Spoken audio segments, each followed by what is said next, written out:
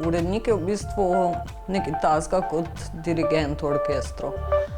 Sodeluje z vsemi, ki so povezani z nastankom knjige, se pravi od recimo avtorja ali pa prevajalca, če gre za prevod, prelamljavca, oblikovalca, potem pa še v zadnji fazi tudi PR-ja pa marketinga pa tako naprej.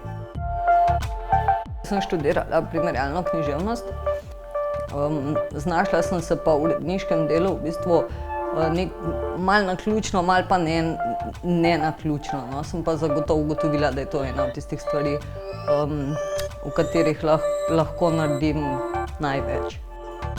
Rokopis Bronje Žakelj, Belo se pere na 90. Ta tekst, ki sem ga prvič dobila, sem ga vzela s sabo za en vikend na morju. In spomnim se, da sem ga tisti prvi večer na morju, ker še nisem mogla spati, začela brati in ga potem v bistvu na dušek brala do 3:30 zjutraj.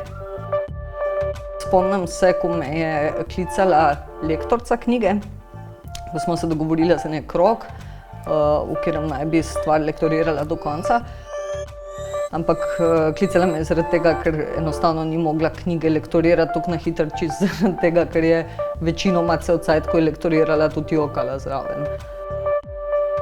So vse knjige, ki si... Ja, jaz mislim, da sem tam blizu, zdaj že blizu številke 200, ko sem jih uredila. Se pravi, avtorji, prevajalci so seveda zelo raznolike osebnosti, zelo raznoliki ljudje. Čisto iskreno pomislim, sem dobila že vse od rož pa do groženj.